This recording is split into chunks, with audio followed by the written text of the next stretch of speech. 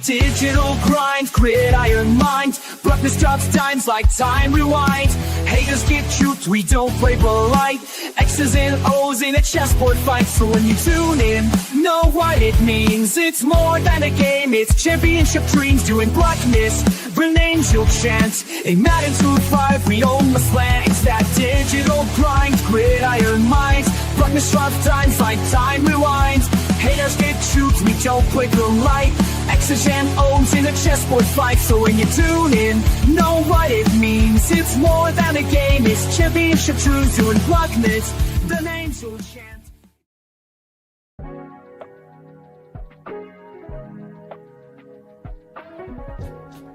For the best Italian food in Western New York, Elliot Apollos, call 716-825-3675. The Lardon Construction Group. Fubo TV, the official streaming service of Do Champions. FanDuel, the official sportsbook of Do Champions. For all your summertime needs, beauty pools, as well as kayak pools. CX Chronicles, your total customer solutions focused manager. W.GG, the official energy drink of Do Champions. Hey, Sons of Erie, our artwork looks better on your walls. Hamburg Brewing, please visit our tap room on Boston State Road, Hamburg, New York. And finally, Fat Boy Surf Club for all your surfing needs.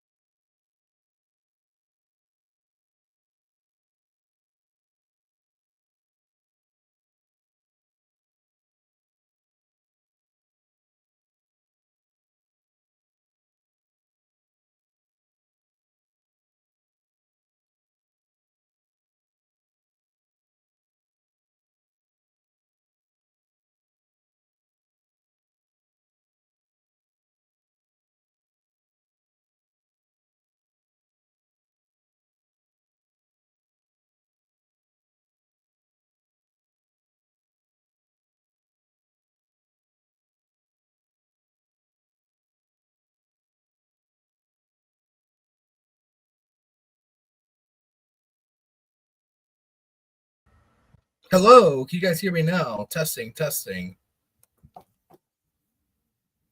Hopefully now everyone should be able to hear me. I am sorry about the technical difficulties. I have no idea what that was. If you guys can give me a thumbs up if you can hear me now. I would. Okay, sweet. Oh, weird. Man, technical difficulties. Technology is supposed to make everything easier. And they have not made things easier here tonight. And then we got a Christian Benford pick 6 on top of it. There we go. We're up 21-0 early. And I do want to say shout out to you, Daniel and Josh, for letting me know in the chat you guys could not hear me. We would have gone a whole hour with me just talking to myself.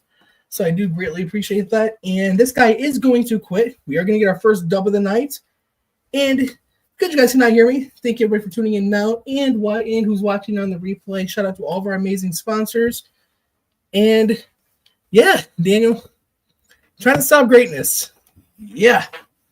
Trying to be great, and technical difficulty with the audio was not on the I was not expecting that tonight. But good way to keep you on your toes. Make sure everything's working, which I thought it was. So yeah, there we go. A rare dub here for Do Champions Gaming. We win our first game 20-0. Only if Matt Geiger was in here to see that one. That would have been one that would have made him proud. So definitely, we're 0-2 on the year. We'll try to get to 2-2, see what we can do. You do need, for anybody who does not know, you need 5 wins to make the playoffs without losing 3 games. And now we're going to go up against another Bears fan. This guy's going to have a Bears theme team. I appreciate that, Daniel, very much. Thank you. Getting better every stream, that's the plan. The plan is just to get this team as good as we can before Madden 26 comes out, for that way we can compete for a Super Bowl. So here we go. This guy is going to have Deion Sanders return the kick, and he's going to get popped by Brian Dawkins. There we go. Defense and offense definitely were playing good last game. This guy obviously does have a better team, so I can't wait to see the challenge that this guy is going to bring to us today. And that's going to start the incomplete pass. There we go. What better way to start right there? There we go. We have number 30 in coverage, which is Devin Bush for us, 97 speed linebacker. Currently playing for the Cleveland Browns, I believe.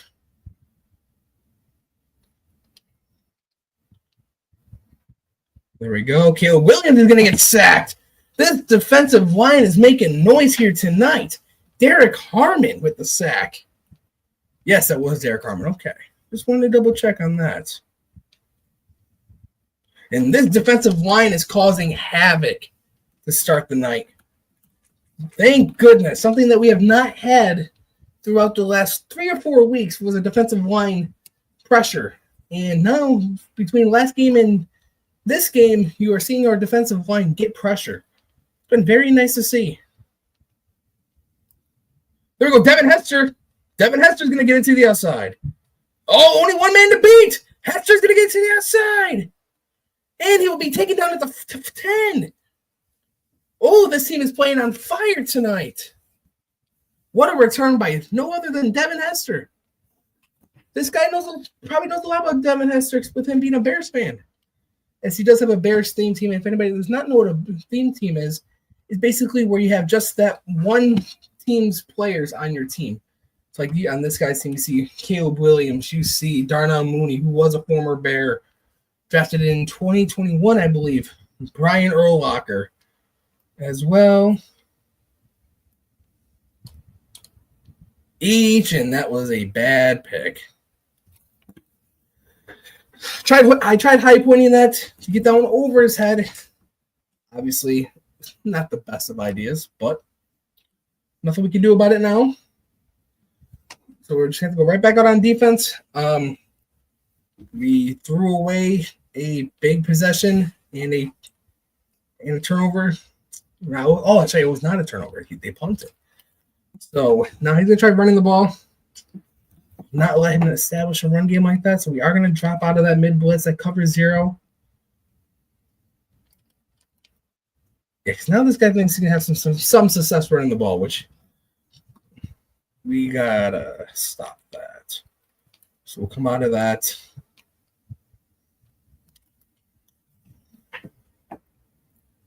There we go. Now he is going to run a no-huddle offense, keep us in that cover 0 because he knows we're going to have to audible out of it every time.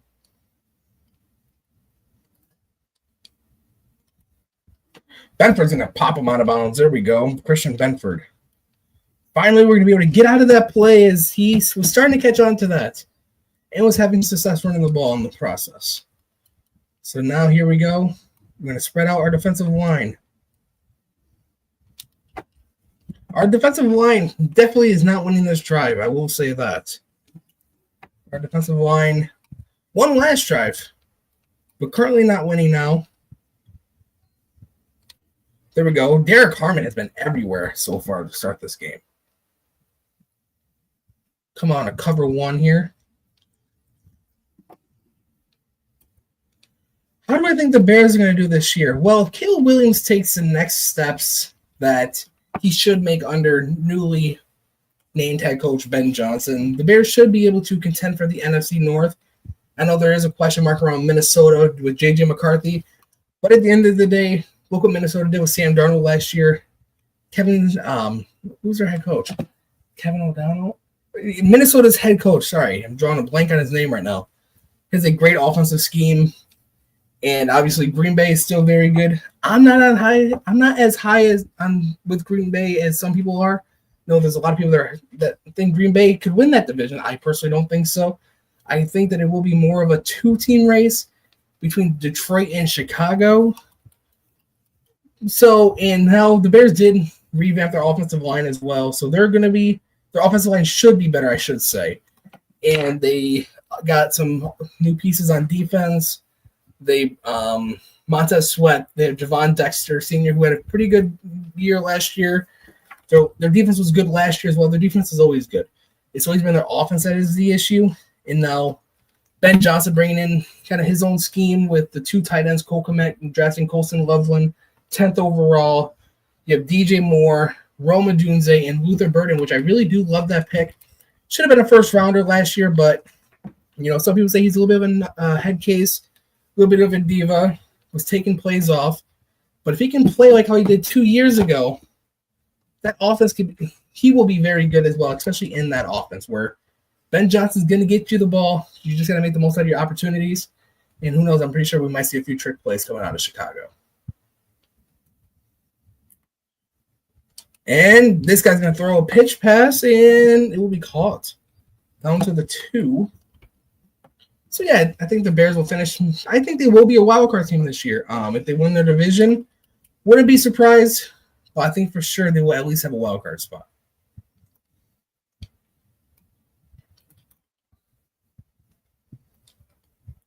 And that's going to be an incomplete pass. There we go. Come on, defense. Come on, big. Just one more time, please.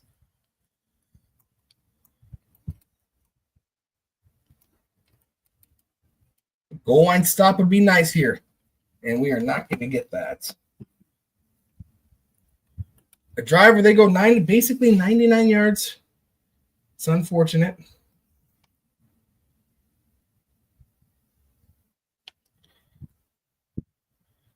We just gotta respond back on offense. That's what we gotta do.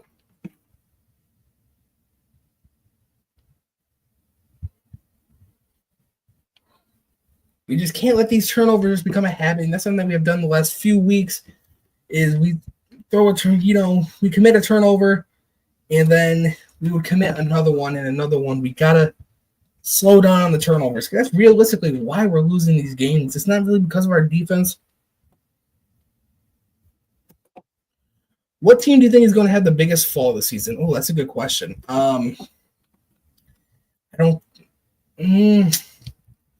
Biggest fall.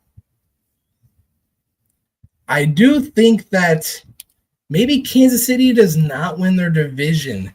Maybe it's Denver. They brought in a few nice pieces on offense and defense, especially defense. They brought in Dre Greenlaw. I believe they brought in Hufanga as well from San Francisco. That's 2 very good pieces right there on defense. And their defensive line last year was really good. I believe they had the most guys with over 8 sacks last year. I have to double check on that. So I definitely do think it's going to be Kansas City. And I think it's going to be Kansas City. They didn't do much in the offseason. To be fair, they're kind of in the same situation with the cap as the Bills. But I still don't think they really did anything. I don't know. We are going to have Adrian Peterson. And he's going to attack. Okay. So I definitely do think Kansas City, though. But I still think Kansas City will make the playoffs, though. So maybe not Kansas City? I don't think it'll be Baltimore.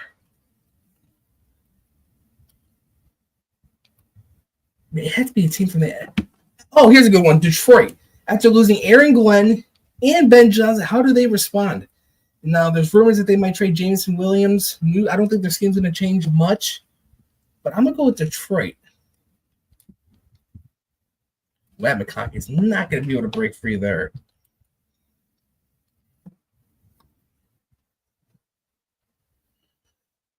I mean, losing both your offensive and defensive coordinators, that is rough. That is tough. All right, now we have a 3rd and 18. This guy just ran a Samuel blitz. Sending the dogs now. He's probably going to send them again here.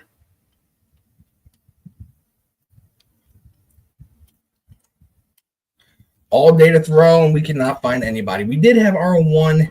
Some a little bit too late. We are going to go for it. We can't afford to keep turning the ball over to not put up points. We have to put up points. And this guy's just going to get freaking pressure as soon as the ball is snapped.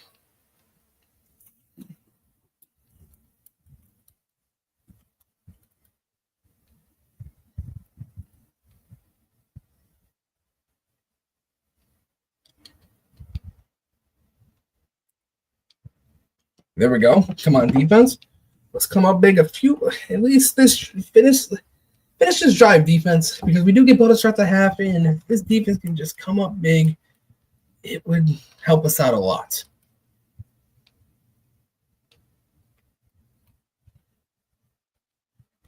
There we go. We are going to show a cover 3, even though we are in man. Yes, I do agree, Daniel. This defense has been fighting as it has been for the last few weeks. We just can't help them out offensively, which is a shame. And there they go. Down goes Caleb Williams with the sack from the defense. So back to Daniel's point here about the defense has been fighting. It has. This defense has a motor, and this defense will not give up. This defense is very good. Me and Matt Diger have built a very good defense. And we did move Bruce Smith down to right end number 2 because we did upgrade Aiden Hutchinson to a 95. 3 overall upgrade over Bruce Smith. And Martellus Bennett, and they're going to pick up first. Yes, this defense definitely did come to play. Maybe we should not have been in cover 1 right there, but it's unfortunate. Now, this guy does have no timeout, so if we can tackle him in bounds, it might be the end of the half. The clock's going to run. Yeah, and I think he knows that as well. And it's only going to take off 10 seconds. Are you kidding me? He's going to go deep. And down he goes! We're going to take it to the half. Defense comes up big when it needs to. There we go.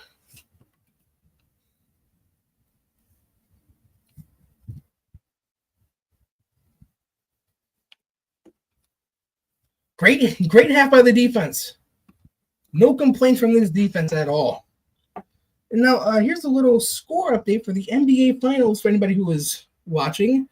The Oklahoma City Thunder won 111-104. So the series is tied at 2 apiece. 2-all. What a stop. Daniel, I cannot agree anymore. What a stop by that defense, by our defense. Now if our offense can just be an average offense. I've been saying this for the last few weeks. Offense can just be average. We will win games.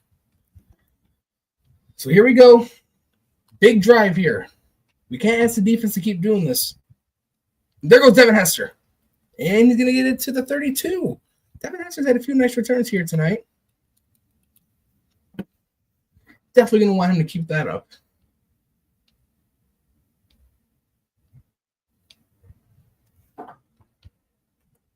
What do I think is going to happen the rest of the finals? Good question, Daniel. I do think at first I was thinking that Indy was no match for OKC, but Indy has proven that they belong to play against OKC. Obviously, they're in the finals. I just thought OKC was coming in hot and everything like that. They didn't look like they could be stopped. I do see this going to a game 7, though. And I do see OKC winning in 7.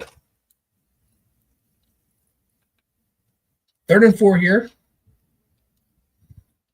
We are going to get the ball to Lamar Jackson, 99 speed at the fullback position.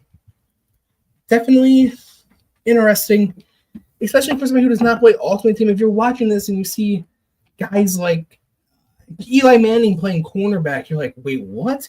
Eli Manning was a quarterback? Those are out of position cards. A lot of people are not fans of those, though. And I tried throwing the ball away there. Could not get it away. And both defenses are just playing with their hair on fire right now. And we just don't have an answer, unfortunately. We are going to motion Michael Irvin here. And we get no blockers at all. Like, are you kidding me? 3rd and 17.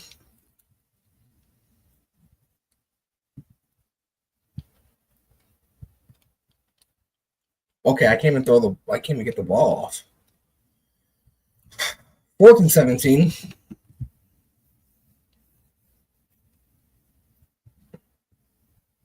Here we go. Definitely gotta do it. We gotta convert here.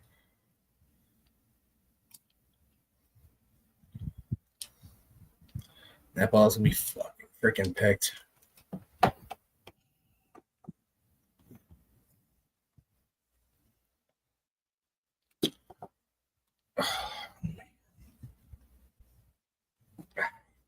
Can't ask this defense to do much more. This defense has been playing. I do agree, Daniel. Yeah, this offensive line needs help.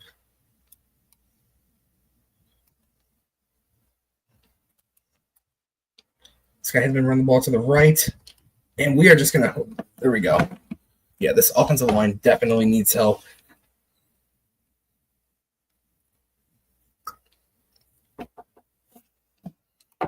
Last game we played, we lost in an overtime heartbreaker. This game, I'm just lost in coverage right there. DeAndre Swift is not that good. But it's all good. Because our defense is going to come out big with a stop here. This drive, I just feel it. I'm going to manifest it. There it is! I manifested it! Calling my shot! Nick Bowen coming up big! Can't call that one any better. Wow, what a call. All right, we're going to manifest it some more. This offense will score a touchdown this drive.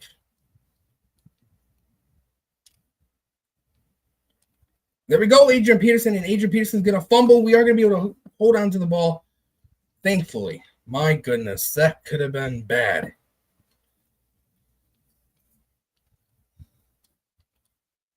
Kincaid, and we're not going to be able to pick up the first down. Yeah, this defense cannot play much better, Daniel. Yeah, this defense is rallying right now. And we can't even throw a fucking RPO. This offensive line needs work.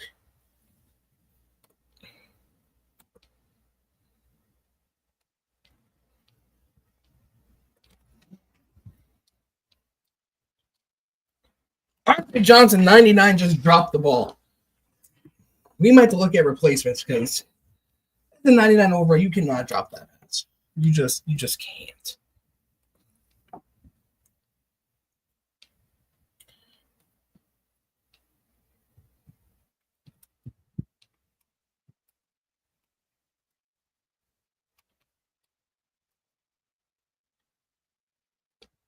Snap the ball there, guy. Come on. All right, he's going to use the timeout. We're going to come on a cover 3 match. If anybody does not know what match is basically where, like, for example, right here, you see my Nick Bolton. Hold on, I'll show you next play. We're going to go right back to that same play. We're going to run cover 3 match out of a nickel formation.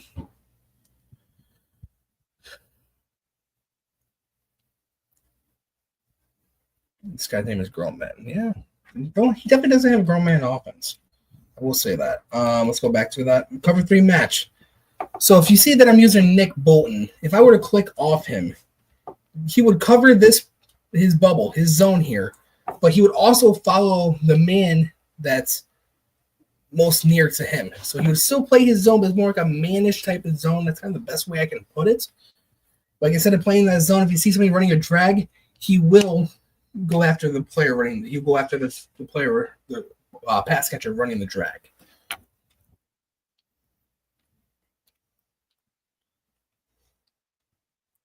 And then Derek Harmon's going to do it again. 4th sack of the game for us. This defense is playing with its hair on fire. Now here we are here.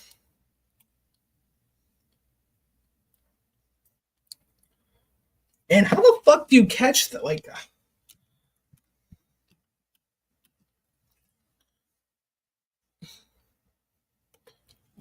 yeah, this defense is amazing, Daniel.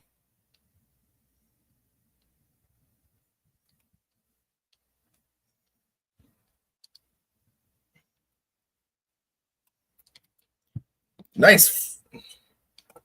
No way. I don't know how he didn't hold on to. I don't know how he dropped that ball. You know, Andre Johnson, 99, drops the ball. And I know Martellus Bennett's not a 99. So that's really frustrating. Throwing it. You throw that. Oh, man. Good read and all. And that flag will be on us, unfortunately.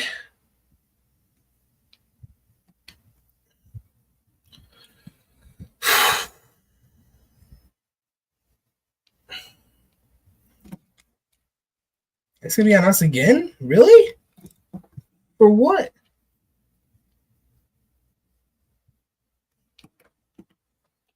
Oh, my goodness gracious, man.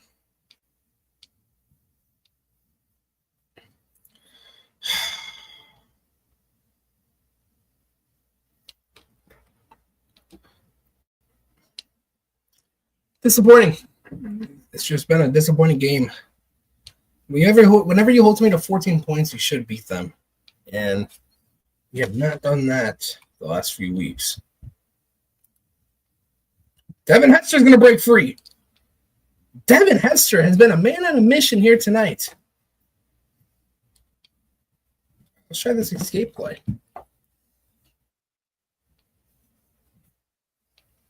Here we go. I was going to draw back. And perfect pass accuracy. False advertisement on that ability because that was not perfect pass accuracy at all.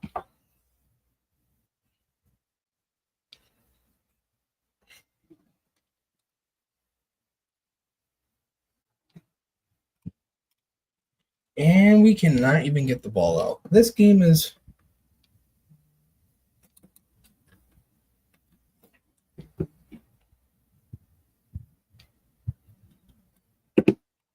Now, hopefully we get this ball to McConkey quick. And that's not perfect pass accuracy either.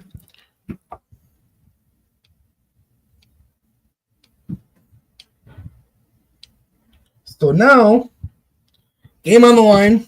Minute 33 seconds left. Michael Irvin's going to drop the ball. And that's going to be the game.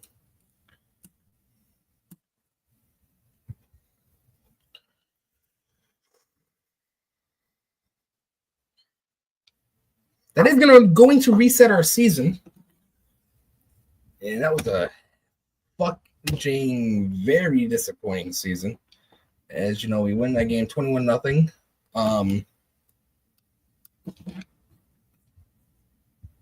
592 to 194. Oh, no, we don't want to do that. What we do want to do here, though, is open up these packs and just see what we can get. Because we do need all the help we can get right now, especially on that offensive line. Season 8 rare option pack. We are going to take, I think it's 89 boom or bust pack. Let's bring the boom. And will we get a boom, though? Let's hope for a boom.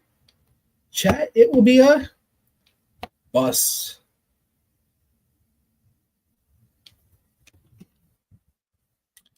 It's actually not a bust. So let's say the bust. We are going to quick sell that for training, as we have really no purpose for that. Card, we'll go so about this midfield pack, then we'll go to those theme team surge pack. We got 88 Aqib Talib, 90 Jonathan Ogden quarterback. Okay. That's the best card in the pack, obviously. All right. Let's take the 94 theme team surge player. And hopefully we get an offensive lineman here. Theme team surge. Offensive line. Good to be seen. 94 Lamar Jackson that we already have. So we are going to quick sell that. And now we are going to buy, I think we have enough for it. We're just going to have to double check on that.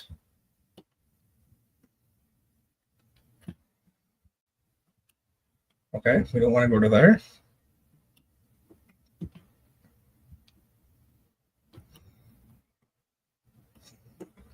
We're going to buy a 92 plus rising star player. I know Ray Davis has a card. Greg Rousseau has a card. Who do we pull here? 92 Gemini Richardson. Not going to help us out. All right, so we have our Derek Carr. All right, let's buy a... We don't have enough for that. Dang it. Yes, we're just going to save our theme team. We're going to save our season tickets. And now, let's switch things up here a little bit. I know that we're going to be playing some MUT, no money spent. But let's hop into a regular game, and let's just use the Buffalo Bills. It's been a minute since I've done a regular game. Yeah, we need Madden 26. This one is glitchy. Yes, it is. The menu has been so glitchy in this one. Yeah, 99 overall wide receiver that draws passes. Yeah, it's frustrating. And I know pretty soon with that card, we're going to have to make a decision on if we want to sell him and just revamp our receiver room. I kind of think that's the point we're getting to because these receivers are just not contributing in any way. It really comes down to Josh Allen and our tight ends. Mostly our defense, though. Our defense has done everything for us. It has not been from our pass catches at all. And this guy is playing as the Denver Broncos. And so we get to see a rematch of the AFC wildcard game last year. As we have the Denver Broncos in Buffalo. Hopefully we get that same outcome. Joe Andreessen. Oh, okay. Marvin Mims. It will be Dorian Williams on the tackle.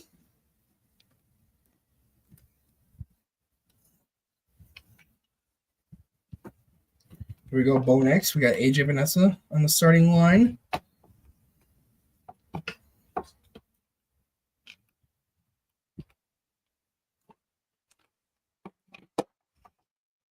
There we go, Greg Rousseau. 2nd and 10 here in beautiful Orchard Park. Where else would you rather be than right here, right now? Terrell Bernard, number 8 now on the Buffalo Bills. No longer 43. Ed Oliver tipping a pass at the line of scrimmage. Good sight. That's a good sign to see here to start the game. AJ Vanessa on a flat. So our defense will look at that. We're only going to rush 3. We're going to drop 8 into coverage. And that ball will be like, what the?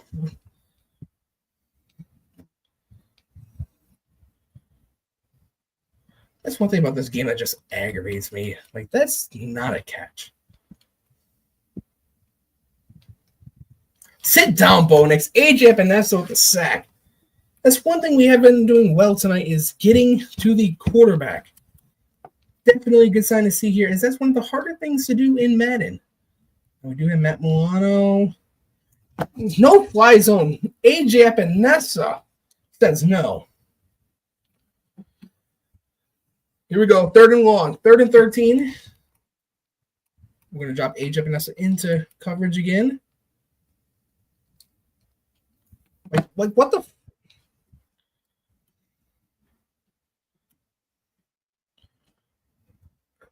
This guy can only convert on 3rd down, like, apparently.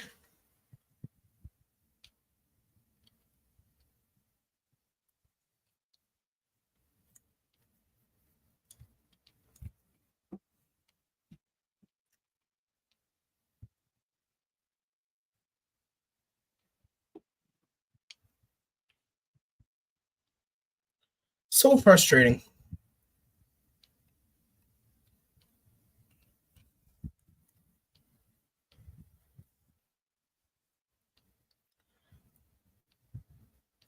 So frustrating.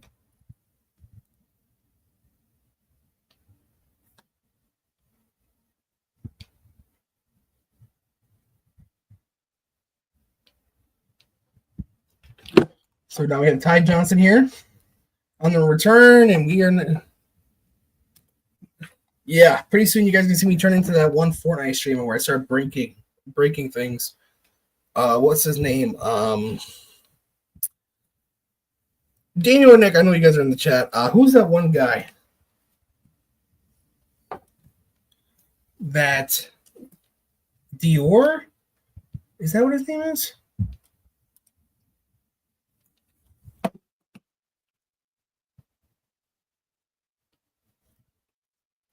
Yeah, something like that.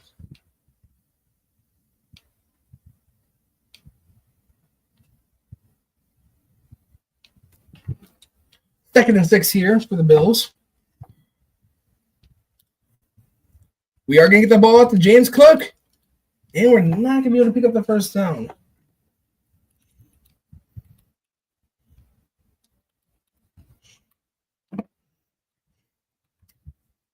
Here we go. We're going to run our RPO.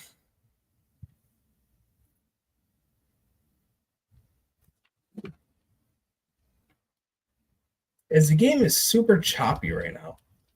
There we go. We are going to get the ball out to Dalton Kincaid.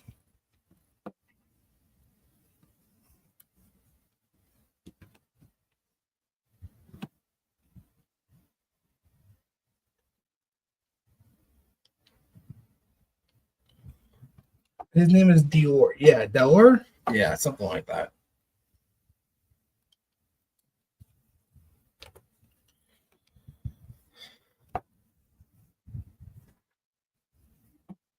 Here we go. 2nd and 11 here. This first quarter comes to an end. We are going to pull my specialty, though. We are going to snap the ball.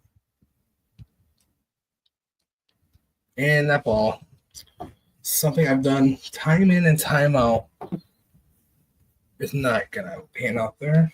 That's so aggravating.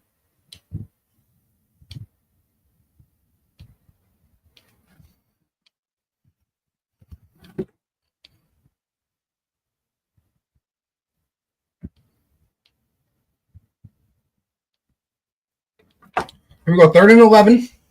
We do have Amari Cooper in the slot. We're going to get the ball to Khalil Shakir. There we go. We are going to stay out on the field. We are going to go for it here. As I want to get some offense going. We haven't, and I know I've said that so many times here tonight. But it's the truth. This guy is shading his corners to the outside.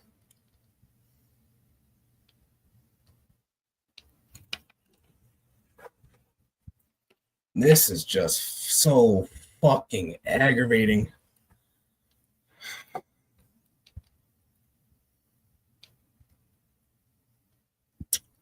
So aggravating.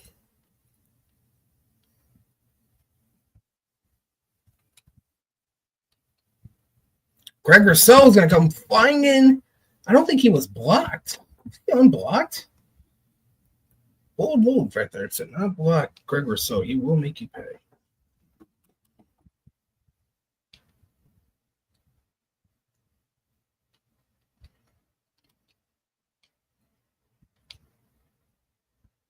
There we go. Defense coming up big here. 3rd and 10.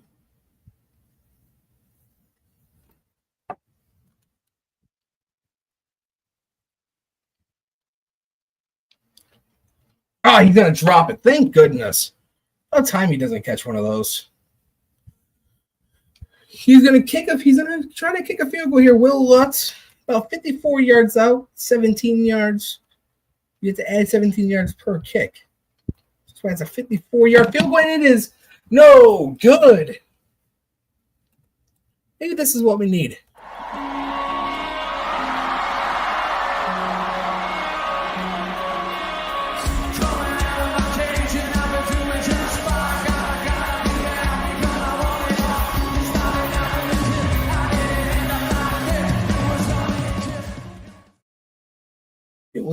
It was only a kiss. Here we go. Curtis Samuel, nice hands. Nice way to hold on to that ball. My defense, no excuses. Let's get it going here.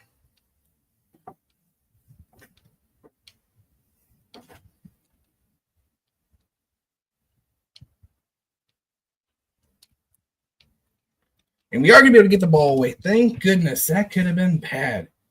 Ladies and gentlemen, that could have been really bad if we did not get that ball off.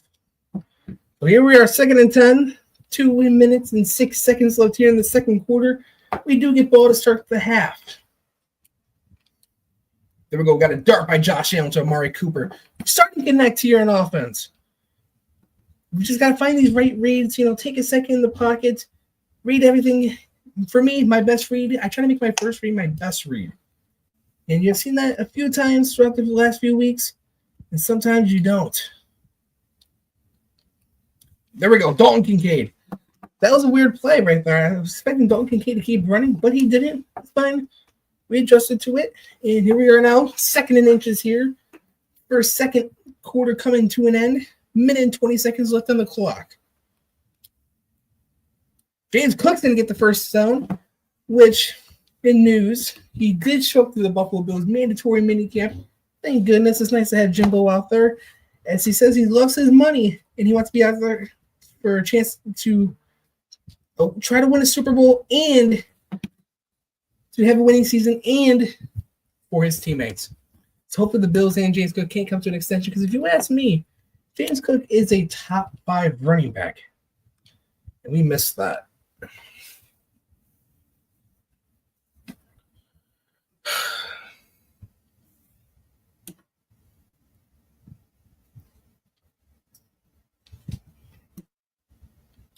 We missed the extra point. Hopefully that doesn't come back to bite us.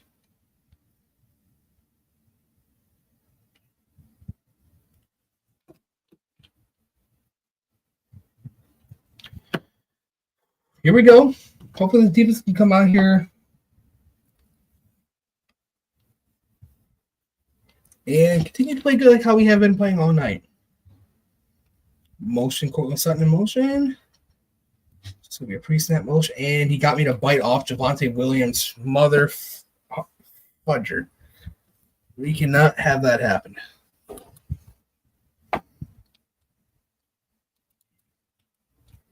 This guy is now going to try to... Yeah, Russell Douglas says no. No longer on the Buffalo Bills. He is still currently a free agent.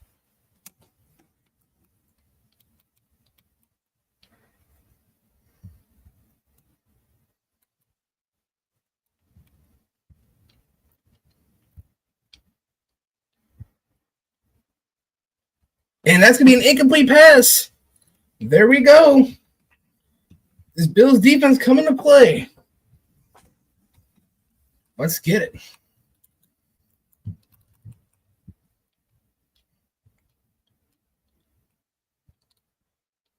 Oh, come on, man. Like, that should not be a catch. That should not be a catch.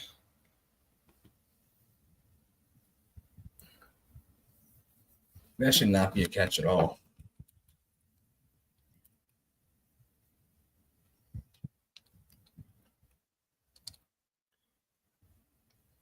Yeah, you're not testing CB47, but his number might be 47, but he is definitely a top 3 cornerback in the NFL. Definitely top 5.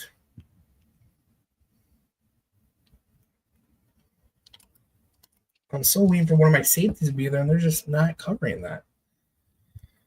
Oh, frustrating.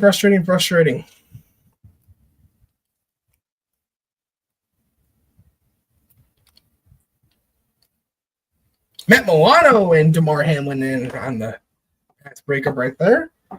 This guy does not strike me as a guy that's going to kick a field goal. I think this is a guy that's going to go for the touchdown.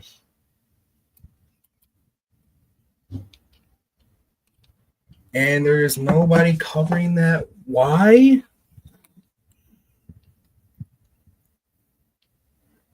So this is definitely not a rematch of the AFC champ. The wild card game is. Oh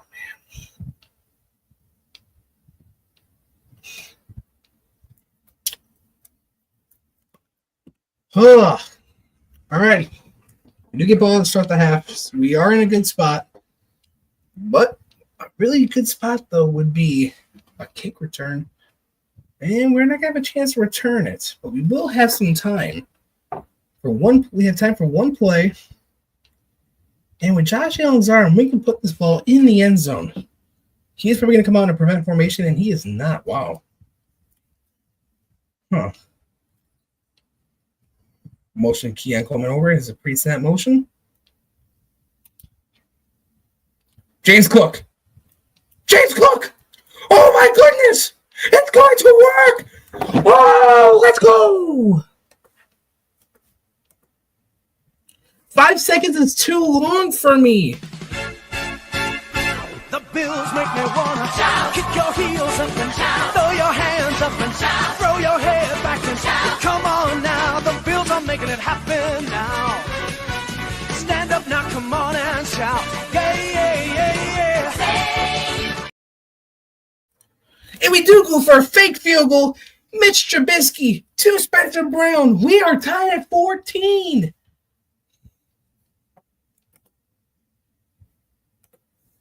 No way. Yes way. We can do that. Oh my goodness, this is Daniel. I cannot say that any better, my friend. We are tied at 14. I saw that blitz coming. I saw them coming from the left side. That's another reason why you want to read defenses. When you're playing Madden, you don't just want to read and react. I saw the blitz coming from the left side, so I knew the linebacker would not be able to keep up with James Cook, because this is not Ultimate Team. They play more true to their ratings. So you just lob the ball, which is just tapping the button. And yeah, what a way to end the half. There we go, Kincaid. Show him some 86. There we go. We are playing with all the momentum now, ladies and gentlemen.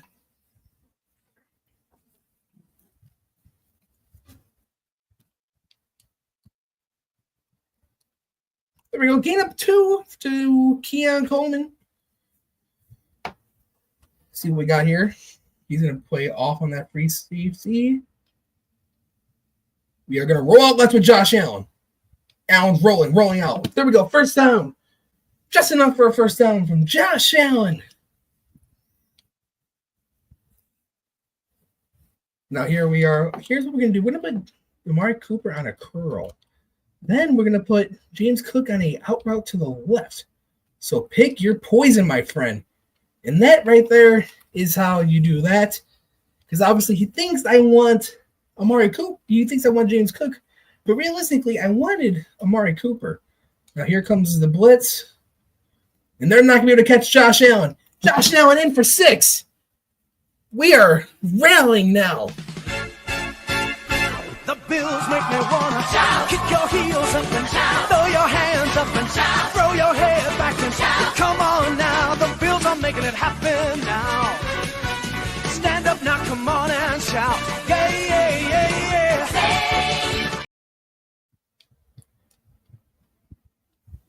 There we go. The PAT is up, and it is good. Go Bills.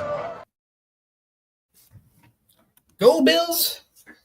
Go Bills and go Bills.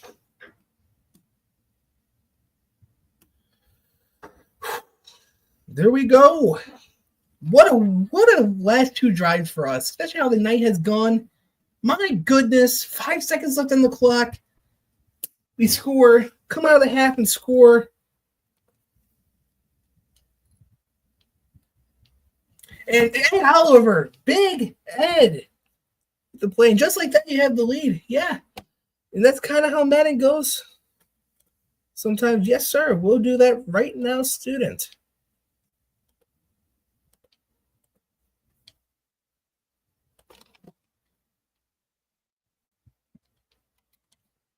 All right, let's get you the link.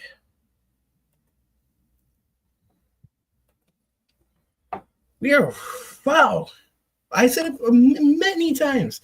I can make the best play. I can make the worst play, but I can definitely make the best play.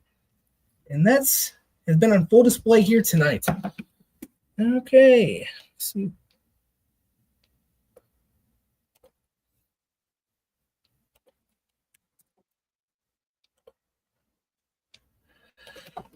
There you go, Mr. Student Body Right. The link was sent to you.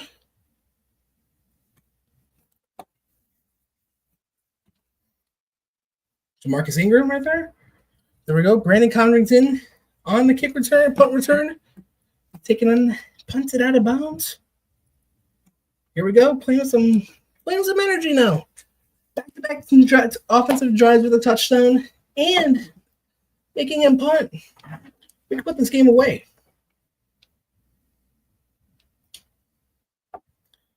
Throw the ball away, Joshua.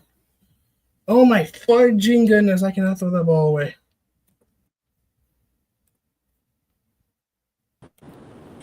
What's up, student?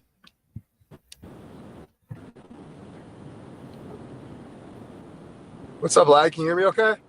Yeah, I got you.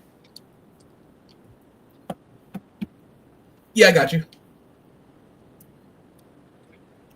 How's it You going got me? tonight, man?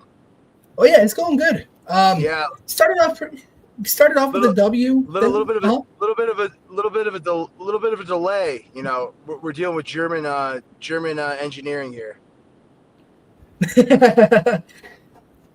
But yeah, to answer your question, started the game off with a W, made the guy quit 21-0. Lost the game. I don't give a fuck. I don't give a fuck about your game. I'm talking about, like, you know, where you at. We're dealing with a couple injuries. You know, there's been some tweaks. Joey Bosa's back.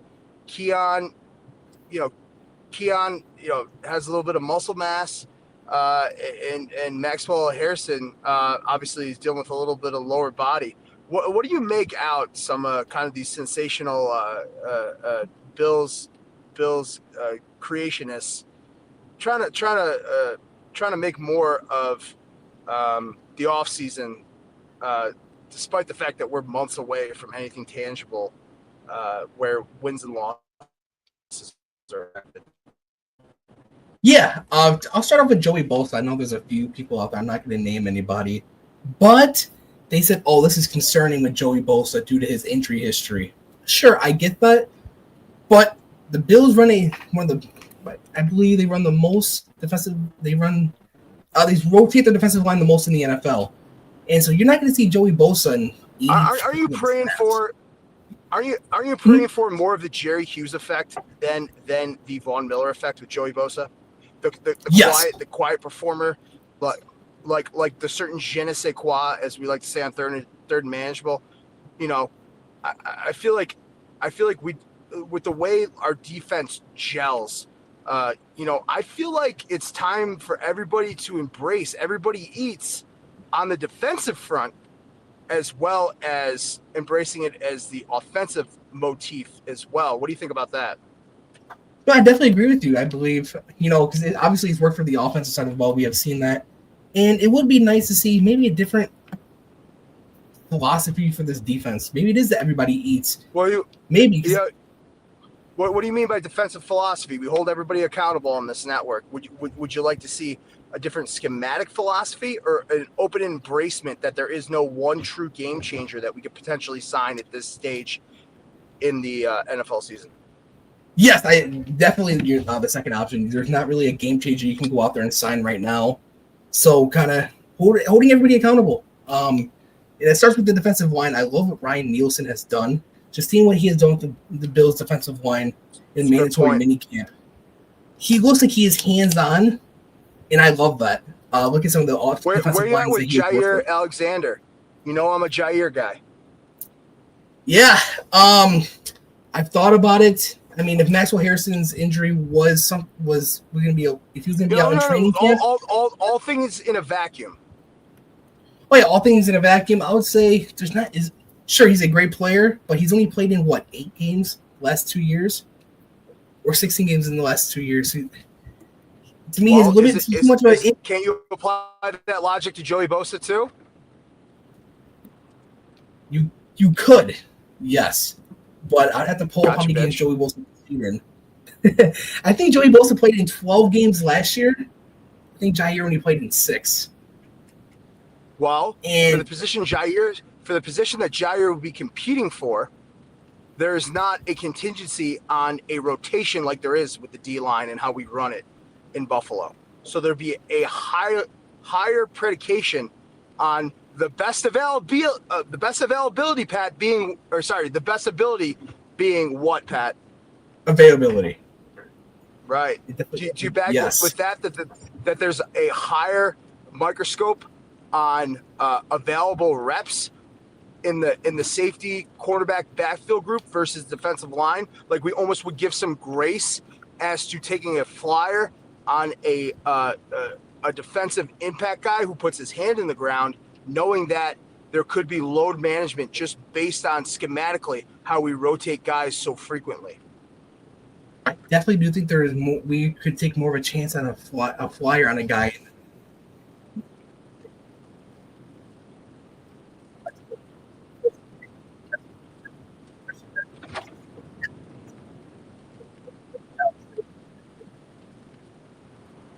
Shorts, but he knows the system, and you bring in Dane Jackson, who also knows the system. I just don't know.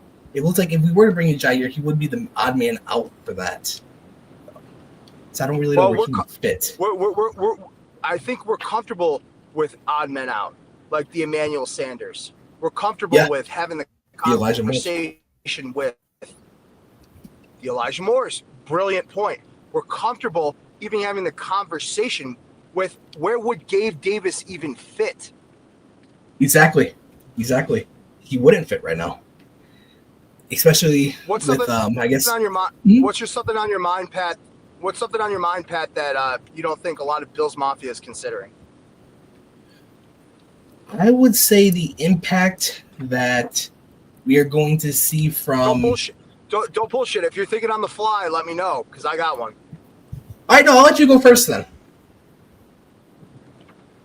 The predication on draft for development for re-signing. That is what the brand is. And if you're for the brand, you got to be for that 3-step process. That's why we never gave up on Jair. That's actually a very good point. Wow. No, yeah, you're definitely right. And now, do you see that with James Cook as well? Do you think he wants to be in Buffalo? I'm going to tell you what, Pat, and you know, I'm kind of, I'm pretty staunch in this. Anybody who's claiming they have the inside track on contract negotiations, on player willingness, or something so deeply guarded as to the trajectory of what I just outlined, draft for development for re-signing, you should really check where you get your info, because I don't gotta break my arm patting myself on the back. I'm pretty tethered to the inside. I don't have a clue. The people I talk to, they don't have a clue. The players I talk to, they don't have a clue. So what would lead you to believe that some TikTok creator that sits in his spare bedroom in Florida, fucking, if he can't find an orthodontist for his fucking bottom teeth, how can he find a front office source to fucking leak this information that's reliable? That's a good point. And we do have a comment here from Josh. Andreessen will step up and be linebacker 3. I definitely think it's possible. I think it's definitely time to bring in our third co-host, Josh. Yeah, I think it is. I love him banter with that guy. I'll forward Josh the link. I think he's always got a palatable outlook, and I love always having candor with somebody who invokes, some thoughts and some points that I otherwise would not consider. So Pat, let me take care of that real quickly, and I'll join you in a second. All right, sounds good. Go fuck yourself. Gonna be seen. Yeah, and this student's question about what is something that I'm thinking of that a lot of Bills Mafia is not thinking about. And I do think it's the Ryan Nielsen effect. Looking at what he has done with some defensive lines in the past, and just the way he's hands-on in mandatory minicamp, that's going to continue in training camp and in season. I definitely do think that we are going to see a different version of our defensive line that we have not seen in the past, in a good way. So I definitely do think the Ryan Nielsen effect and the coaches that we have brought in this offseason, starting with Ryan Nielsen.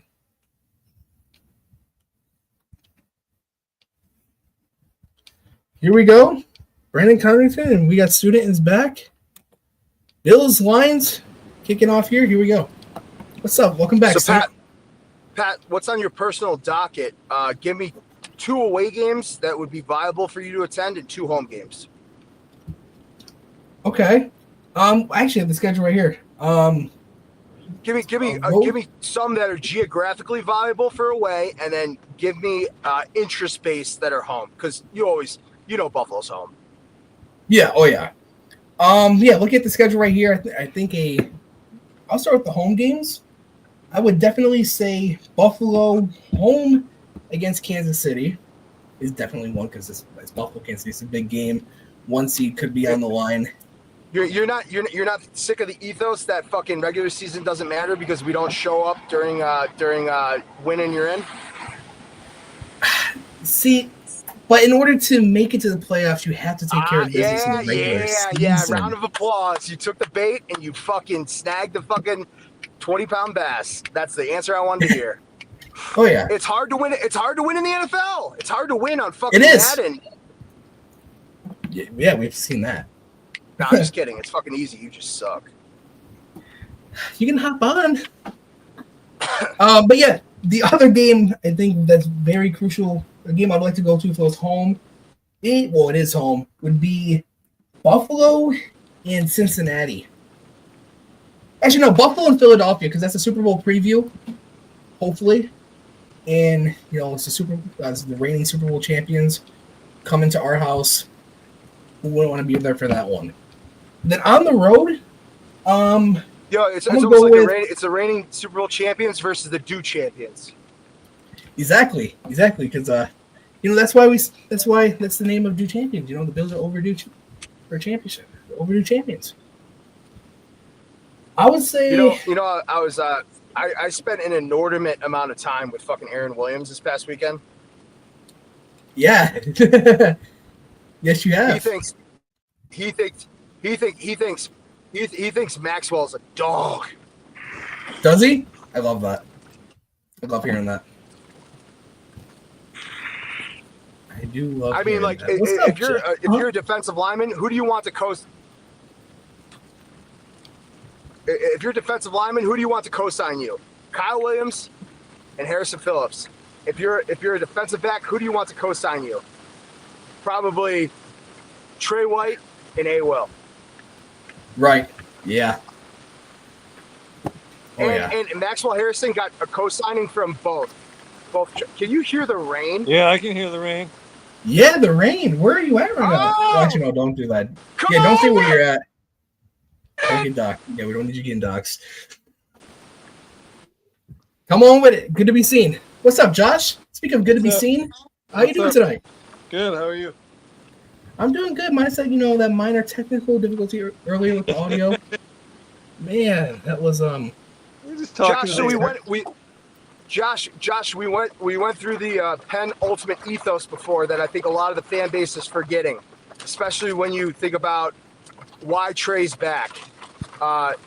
This James Cook situation is draft maniacal belief in the people that you draft, maniacal support in how you develop them, and then try to get them re-signed on this roster. How do you think that plays in with James Cook? I think the goal has always been to re-sign James Cook. However, I think that it's got to, as Brandon Beane always says, both sides have to be happy with it. And I think they want both James sides have Cook to be a little uncomfortable. That means everybody gave a little bit to get something done. Mm-hmm. Oh, absolutely. I think they want James Cook back. They've said they do. They said Brandon Beane and Sean McDermott said there's no ill will. He showed up and said, "Here, I'm here for my teammates." He's doing everything right. The Bills organization is saying everything right. They just got to find a meeting ground that both sides are happy. My only concern is if you want to be paid a top 5 running back, you got to be on the field more than 49% of the time. I agree. Well, there's a fallacy in that, is that you cannot slight James Cook for what schematically works in the Joe Brady everybody eats offense, because I don't want James Cook being in a jet set protection and a pro set protection, filling like a dog blitz, because Ray Davis just does that better. In terms of creative work in space, I got to be honest with you, Ty Johnson does that better. But in terms of 7-take, in terms of running duo, in terms of having to have that air of caution that you can interject on a defense that you might need to load 8 in the box, I feel like James Cook is an heir apparent of a fear factor. Also, I know that there are 4 players that did not negotiate in the media that got contract extensions. I know that there are 5 players that were due for contract extensions, and one is the outlier, and one of those is one James Cook. Yeah. Good point. Well, but Brandon Beane even did say they've shared numbers. They just haven't come to an agreement on the numbers. There's been numbers going back and forth. It doesn't help when Dalvin's in his ear saying $20 million. Every Don't tweet. you motherfucking steal my point. Yeah, I mean, I just did. But Dalvin Cook's not. You're 100% right. Dalvin Cook's not helping the situation. Dalvin Cook, look what I feel like we're in a Le'Veon Bell situation. Is Dalvin Cook proof positive because he shares at least a good amount of genealogy in terms of shelf life as a running back as James Cook? How much do you put into that? Dalvin Cook's out of the league at 27, 28 years old, and they share genealogy. That'd be a real shame if we were to re-sign him and he doesn't have the shelf life of a Derrick Henry versus like a Todd Gurley. Right.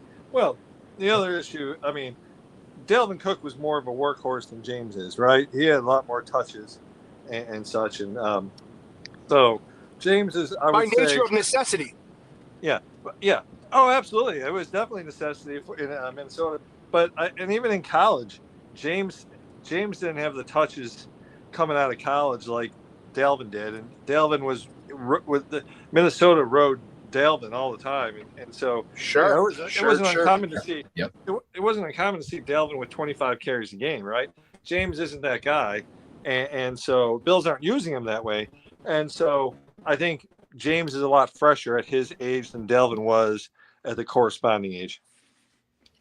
And that's a good point. We even saw James used in the slot in Georgia.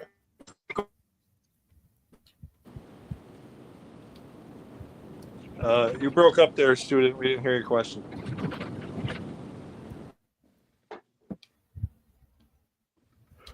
You there, student? I don't think so. I think he is a low. Yeah, I think we lost him. You're doing better 25 tonight, Bills, Pat. Joe Brady offense. Oh, what's it? What's that? Oh, what's that, student? Sorry, we're getting to the rich part of Angola. I'm about to be by the lake. Can you hear me? Yeah, we got you. Yeah, we got you.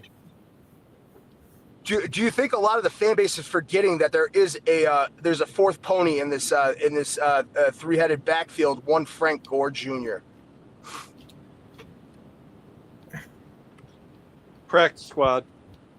Yeah, I agree. Practice squad for now. We don't have room for him right now. It's not a knock on him. It's just how good our running back room is. It's not. It is not a knock on him. It's not a knock on his abilities. It's almost like get in where you fit in. Yep. I mean, they're going to keep Reggie Gilliam.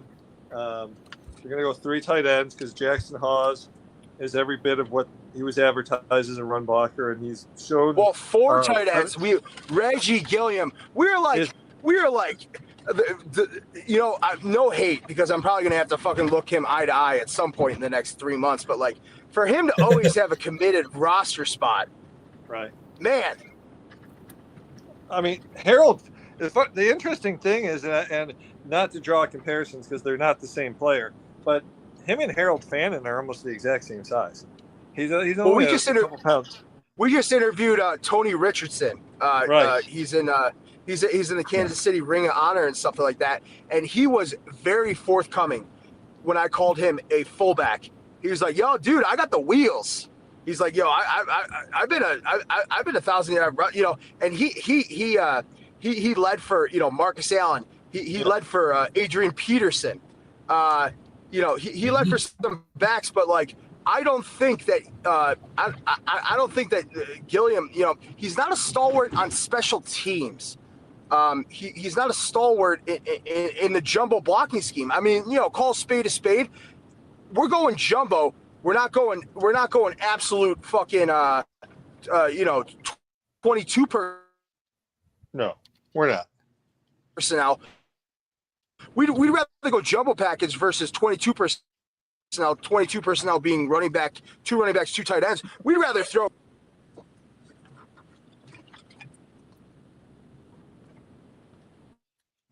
I mean, yeah. If you go back, if you played Madden back in the day, like I did, when Tony Richardson was playing, I think he was the fastest fullback in the game. Actually. Oh, really? Yeah, he was. He's a quick guy. Yeah, he was more of the I guess if you're going to say it in today's Madden terms, the utility fullback instead of the blocking fullback, right? Yeah.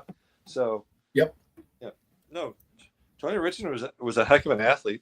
He was not a neck roll. He was not a neck roll fullback by any means. Yeah, I know. We do have a few clips coming out from that interview this week, so. It was actually a very good list. If anybody has not listened to it, I would definitely like Michael Robinson fullback. Tony Richardson was like a Michael Robinson fullback. Very athletic.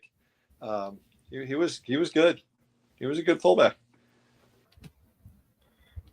Yeah, I'm definitely have to go back and watch some film on him. I'm going to have to. He was in the league 10, 12 years, something like that. Yeah. Good career. Yeah. And he's in the Chiefs Ring of Honor. Yeah.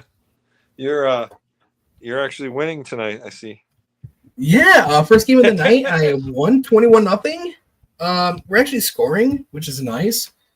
I mean, you're not going to win them all, but it's nice to see that we're scoring and we're not turning the ball over constantly.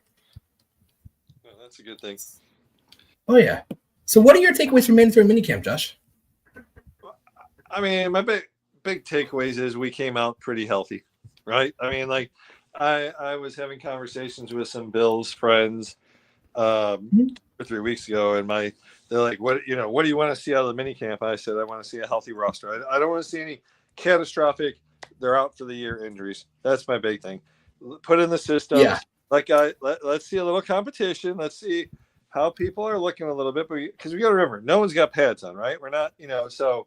And then just everyone get out with no long-term injury, no catastrophic injury, ACLs, Achilles tears, broken bones, stuff like that. And I think that all things considering, we had the tweaked hamstring on Mad Max, but outside of that, I mean, really, it was honestly a healthy minicamp, and some guys showed out, but again, there was no pads on. Let's see what happens when training camp comes and there's pads on, because there's a difference between 7-on-7 and 11-on-11. Right. That is a difference. Yeah. So, well, I'm glad to see that some guys are showing out. Like, glad to see like Buffalo Joe, Joel Andreessen had some good practices. I'm really high on him. I think a year, going from, let's just be honest, going from University of, and this is no knock on University of Buffalo by any means, but going from University of Buffalo to the NFL is a big jump. It is. I'm going to say if you're playing at Miami or Alabama or Penn State, Wisconsin, USC, Notre Dame, I don't think it's still a jump, but I don't think it's as big of a jump from going from the MAC to, because the MAC, regularly produces NFL players, but not on the scale of those other conferences, right? So, for him to make the roster last year, kind of like get his feet wet in the NFL, and now say, okay, I can do this. I think you may see another step in the progression of his development. Tyrell Shavers had some after the first day, his second 2 days, he seemingly did well. You're happy to see that. The problem is,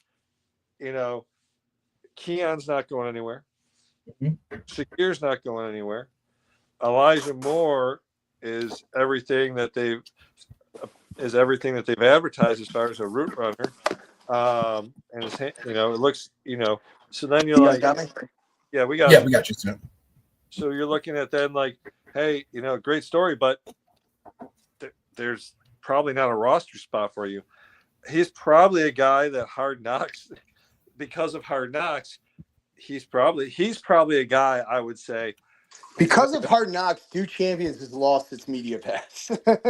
Damn you, Hard Knocks! I'm still mad about that. I'm gonna probably say that Tyrell Shavers is a Hard Knocks victim, meaning he's the guy that's not on people's radar. There's either the Cinderella or the pumpkin, because I'm praying that the Hard Knocks community tethers itself to Pat the dog. Alec Anderson. I hope that this fucking the national media scape fucking he's the hard, because there's always a Hard Knocks darling, right? Yep. Oh yeah. I hope it's AA. Brings the nasty every down. It's going to be interesting. That's going to be interesting just with the personalities. Deion Dawkins, Keon Coleman, Trey White, just those personalities right there. It's going to be very interesting. Just seeing those three guys under a bigger lens, because they're big personalities, and there's other guys. I think the defensive end competition is going to be one to watch. We're going to get a little bit more insight on that, because obviously you guys talked about Bosa. You got Landon Jackson coming in, AJ, Greg Rousseau, Javion Solomon, Mike Hoyt, Michael Hoyt, and he actually just bought the house next to my cousin, Pat. And, did he actually? Yeah. What? So I think it's gonna be interesting. And some people are saying that they think Javion Solomon's the odd man out. I'm not necessarily, because first of all, Michael Hoyt's out the first 8 games of the year, or 8 weeks of the year. I thought it was 6. Dang. So yeah, I believe he's still in appeals. Yes. Oh, he could be. He could be. Speaking of that, speaking of the appeals process, turning to the Third and Manageable podcast in 2 weeks, we have ex-defensive coordinator Teddy Cottrell on, and he is the ex-head of judicial affairs for the Shield. So definitely turn your terrestrial radios down and your Apple love affair up. We will have Teddy Cottrell on. We're very excited about that. Good old Ted Cottrell, man. That's a good. Teddy's the homie. Episodes you guys ever did was with Bud Carpenter. I thought that was a great. Oh well, you're gonna love this, because actually next Saturday we have Woody Ribick on. That name might ring a bell, it might not. He is the 35-year head of equipment for the Buffalo Bills. So if you guys want to know what goes into switching jerseys from Puma to NFL, from Apex Logitech to Puma to NFL equipment to Nike to what goes into switching out those visors, because Josh doesn't wear that tinted visor during the game. What goes into Keon Coleman switching to the Pro Shut F7 Air Max helmet? If you guys want to hear all the logistics about that, it's going to be everything you need, nothing you don't. We would welcome next week, that being the 20th, Woody Ribick, the 35-year head of equipment of the Buffalo Bills, onto the podcast as well. Nothing but illustrious guests, Pat. Yeah, just don't bring Yes. Thurman Thomas helmets to him. Oh, yeah. That's a great segue, because we did get the okay to talk about it. Oh, you did? Okay. I mean, No, we no, know actually, that will be talked about. we know why it happened, but Harry Connick Jr. stuff. Well, but, do we? Because I don't know the story, but I know the head of equipment is going to impart that on us. Okay. Well, I'm pretty. That's what everyone has said. I mean, it'll be great to hear what his insight is in it. But everyone's pretty much said that it was Harry Connick Jr.'s.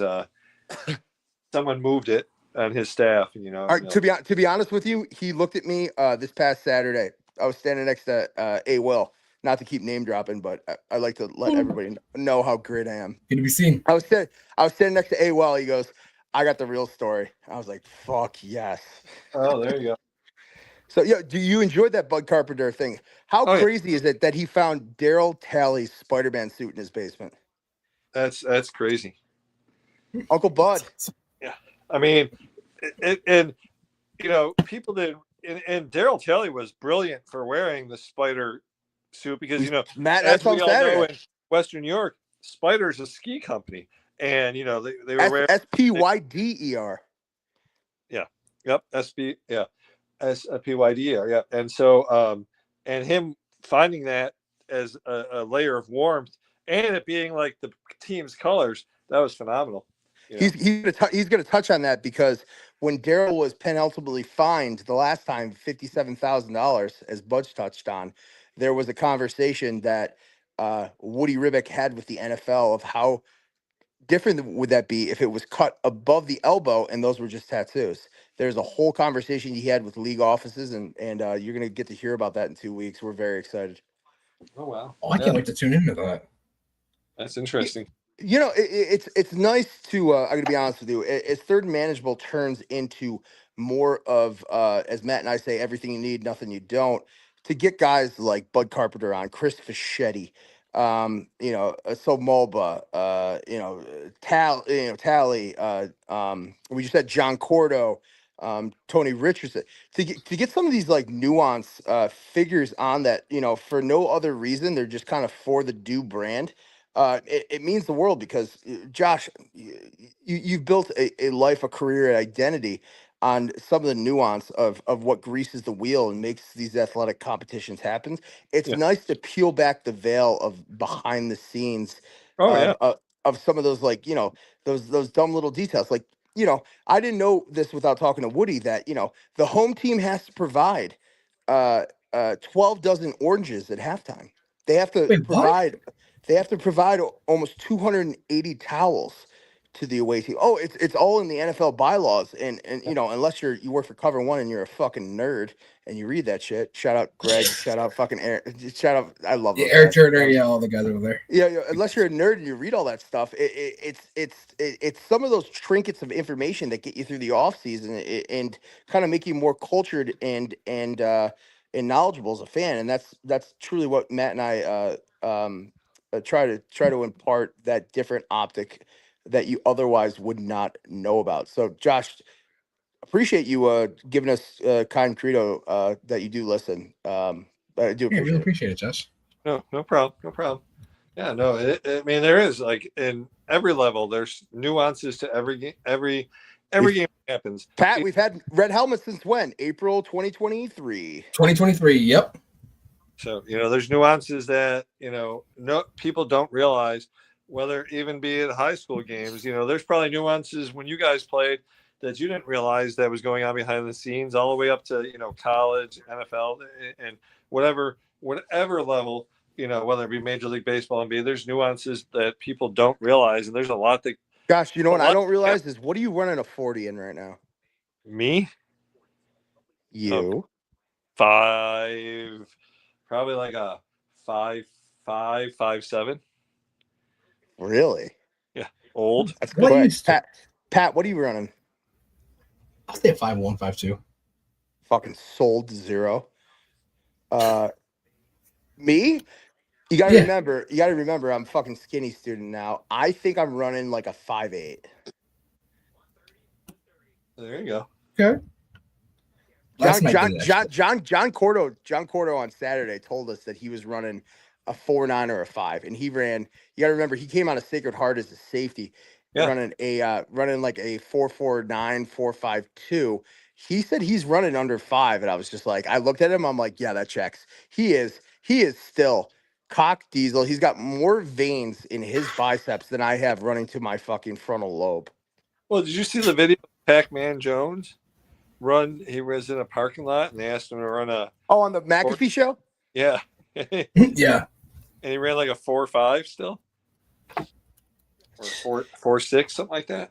I mean, Nice in and left your tutelage as in your role in high school athletics, Josh, you can look at certain cats and just know that, even if they don't make it, to the penultimate professional level, you can still see that some people are cut above.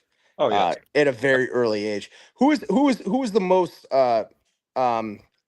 who's the biggest guy that you've rooted for in your academia, whether they made it or not, in the last 10, 15 years? Because I know you're so deeply tethered to the youth and their development in their both young lives and as well as their pursuits of post high school endeavors.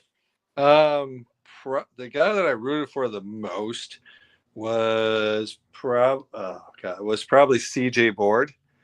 He did make it to the league, bounced around, practice squads, a couple times on the rosters, but I had a chance to teach him, watch him play. And he broke Terrell Owens' receiving record at UT Chattanooga. And he, but the thing about him was he did everything the right way. You know what I mean? And so you just wanted to see him succeed ultimately, and continue, because you want to put the spotlight on the guys that do it the right way. And so and he did make the league. He was in the league for a couple of years. He was on the Ravens, the Browns, the Titans. I think the Giants. I might be missing one. Practice squad, played some games here and there, but that I would say if I was going to pick one, it was him.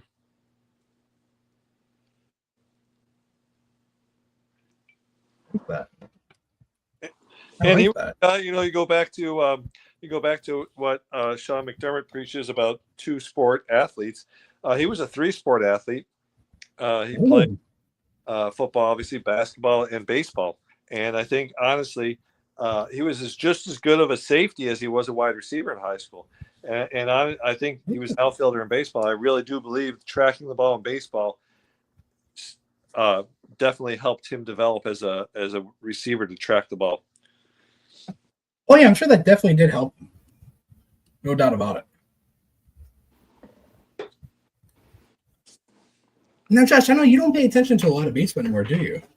No. No? I was going to say, what's your opinion on, everything going on that side of, on baseball? But yeah. Have I been mute this entire time?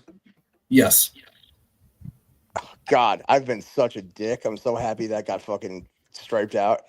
Hey, Pat, you didn't interrupt me. UT Chattanooga, I know it. Go Mocs. Go! Oh, he got it. Go Moccasins. Yeah, so Josh, I have this ongoing thing with I don't know if I want to lend it to mental acuity or my my Asperger's diagnosis at 30, but I don't think Pat's ever stumped me on a Division I team. As long as they, I think I got you with NIU before, didn't I? The Huskies? No. Yeah. Was it NIU that got you on? No, the Huskies. No. The Huskies. Yo, Josh, I'll give you one shot. Name me a Division I team as long as they have D1 basketball or football. I got you. Well, I know you know all that. No. I like to keep myself sharp. That's why James Cook's at OTAs. Name me any Division I team. Let's see if I got it. I mean, as far as just name the school or name their mascot? Yeah, you name the school, I'll give you the mascot. Name the school, and student will name the mascot. Tennessee Tech. Fuck you. Oh, come on, student.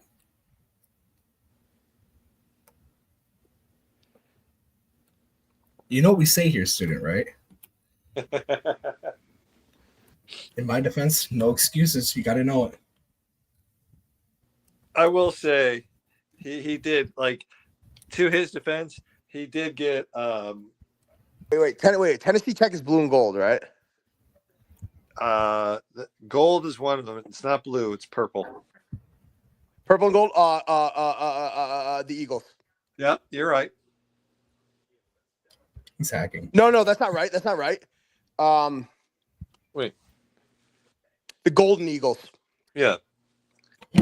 I was gonna let you get away with the Eagles. So. Oh no! You have to curb my fucking ego, dude. Here, this is. Don't let me Just get like away I with did. anything I didn't earn. Student. Josh, what's your alma mater? What's it? What's your alma mater? Geneseo. Geneseo. Yeah. Would you still regard them as kind of the crown intellectual jewel of the SUNY system? I would say they probably are. They are. They were, they are, they will forever be. It's a very hard school to get into, my man. It is. I was lucky. So I was lucky, and I've got some interesting stories from my days there. Well, I won't share on public space. Do you ever wish, I always say, I blew out my knee in high school, still managed to play, lower level D1. Do you ever kind of, surmise what it would be like to go to a Wisconsin, a Nebraska, a Penn State, to be tethered to that rabid fandom collegiately? Oh God, yeah. Absolutely. I would love, it just wasn't in the cards, but yeah. You seem to be doing just fine, by the way. No crocodile tears. No, but yeah, absolutely. I did get accepted to Penn State. I just couldn't afford to go. The tuition package, or excuse me, the financial aid package wasn't good enough. So I just opted to go in state. And so actually I went JUCO for 2 years and then went to Geneseo, to be completely honest. But yeah, no, I would have loved to gone to a school like, Penn State, Wisconsin. Not Ohio State. I can't say that because being a Penn State fan, I can't say that. But like even Syracuse, something where there's like big time football, big time basketball, big time volleyball, because I'm a big volleyball fan. And so even like in the South, baseball series like Tennessee versus Vanderbilt and stuff like that, huge. And so yeah, it'd been great to be able to go to a school like that. Yeah, I agree. Sorry, am I back? Yeah, you're good. Yeah, sorry, I just took a phone call. Sorry. But no, yeah, it would have been great to go to a school that size.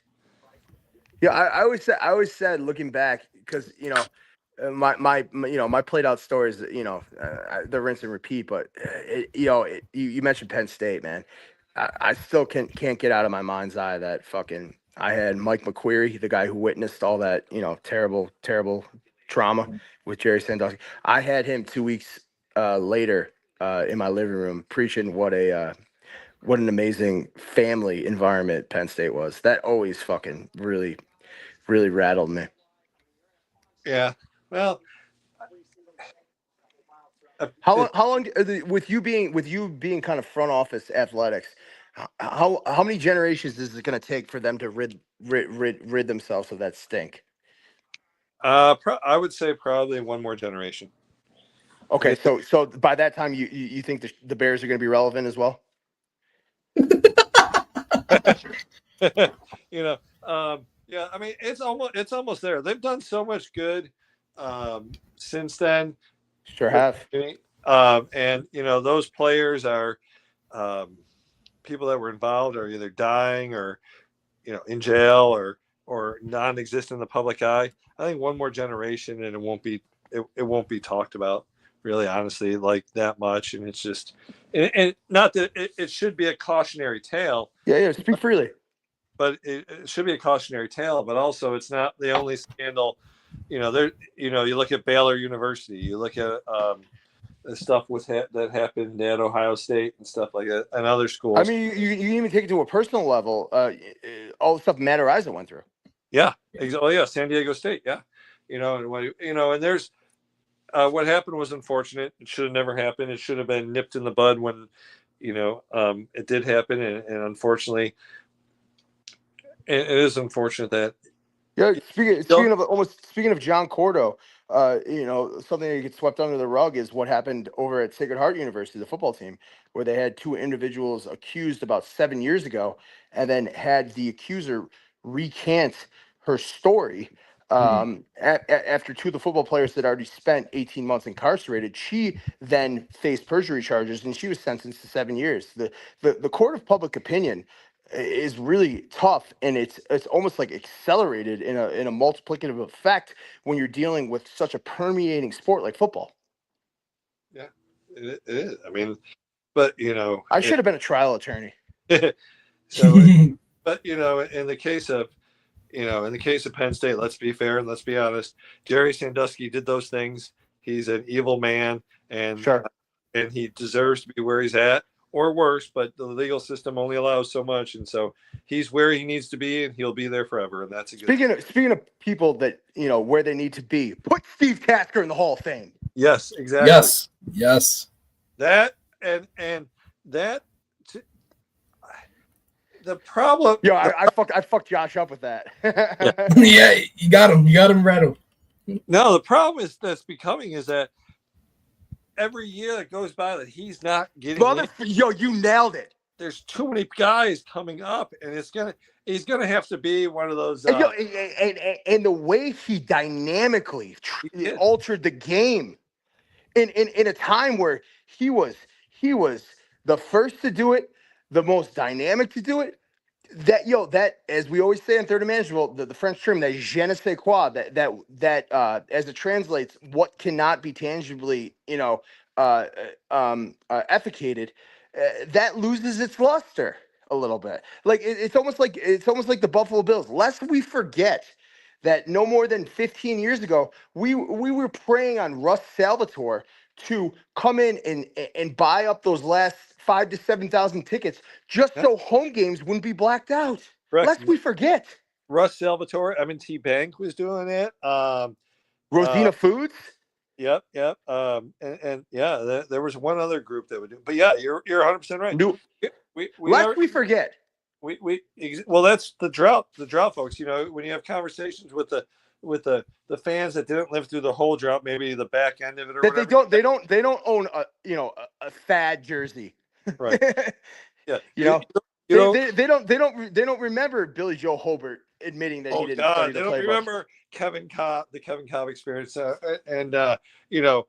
my God, Kyle Orton being one and done, or Mike Mularkey enacting the clause in his contract to dip out and go to be a quality control coach in Jacksonville. That's how dire it was. Oh, Doug Marrone, but that was Doug Marrone. Doug Marrone. Sorry, I say Mike Mularkey. Yeah. But Mike Mularkey. I mean, we had songs about Dick Duran, right? So, my cousin owns his house. Yeah. So, but it wasn't like we were void of talent. That's the thing. We were void of direction, culture, and an effective plan to yield our will. Like it's never been a question of personnel pieces. It's putting them in the most advantageous roles for them to dynamically inflict their will. I mean, do we not forget when we had Sam Adams and Pat Williams as the defensive tackles, and how destructive they were? Or I will say this, and when we traded away Harrison Phillips, I'm still so sad. I miss you, Harrison. But I think you'll agree that if Eric Moulds had a above average not a great quarterback, above average quarterback, Eric Moulds would be in the Hall of Fame. You know what? And as I always say, if my grandmother had wheels, she'd be a bike. Well, that's true. You look at, you can go down through that roster and through those years, and you can see there was a there was A players. It wasn't a rosters of B's and C's. There was A and A plus players on the rosters. It was just like you said, culture. And one of the biggest things people don't Yo, realize. Pat, I love when Josh gets on one. I love it. Oh yeah, I love it too. People don't realize about sports is, and this is where I have a hard time with the Sean McDermott haters, is they don't understand how important culture is to the progress, the brand. To when you come on hard, if you don't have culture and you come on hard times, everything will fall apart. If you have good culture and you come on hard times, the You have culture PSLs. will carry you through the hard times. Sean McDermott has built. I mean, I'll impart, and this is ironclad, from the horse's mouth. I won't say what player recently imparted this on me. Diggs just wasn't. I believe the quote was Diggs was worried about getting the lead walkout for a Balenciaga fashion show in Paris versus what playing cards with the team. He was almost like inaccessible and kind of self-isolated. And I'm not going to tell you what player told me that. If you listen to Third Manageable podcast, you could probably play Inspector Gadget, but that's what we rid ourselves of. And man, I couldn't be higher as I was last year when you had guys like Spencer and you had guys like Josh, like, yo, they're playing Settlers of Catan. They're playing fucking Gin Rummy. They're playing 3-card stud. They're playing NCAA. And they're bonding over the chicken sandwich, St. John Fisher. Yo, that is one. When I stopped playing, and Josh, you played, and Pat, you played. When I stopped playing, I say it all the time, I missed being on the same schedule. I miss eating with the boys. I miss traveling with the boys. I kind of, in kind of like a weird little militaristic kind of sentiment, I miss all of us dressed in the same jumpsuit on game day. I just missed exactly what Josh is imparting, like, the culture, the unification. And I was never higher than I was on it in last year's training camp, but also I've never seen such a more transformative shift than what Dion's proud to talk about, what Josh is proud to talk about, what newcomers like to some degree, Shaq and Daquan, who left, came back and stuff like that, what they missed. Yeah. I've never been prouder about I talk about it all the time. The brand, it's a schism from Michigan, the team, but the brand. Look what Connor McGovern did when he knew when he was shifted from left guard to center that he became kind of the captain of the offensive line. So what did he start doing? He started having pizza night at his house. And the whole by the way, that was sponsored by Iliad Apollos. For the best Italian food in Western Europe, call 716-825-3675. Nice plug. But that's actually true though. That's actually true though. No, I'm sure it is, but like he still was having pizza night at his house because he knew that the offensive line has to be one team, one unit. And so they're all playing cards at Dawson's. They're all playing cards at fucking Gabe's. They usually got Josh's golf simulator in his basement. What? Encore, yeah. Encore hooked up Eric Wood. Encore hooked up Josh. Like, yo, I will refrain from any deconstructive criticism for this organization if you just give me half a golf. If you just give me the internet connection for an Encore golf simulator. Those things are fucking expensive and cherry. By the way, the worst text message I've received in the last 3 weeks was Eric Wood almost got his third hole-in-one in 18 months. What an embarrassment of riches.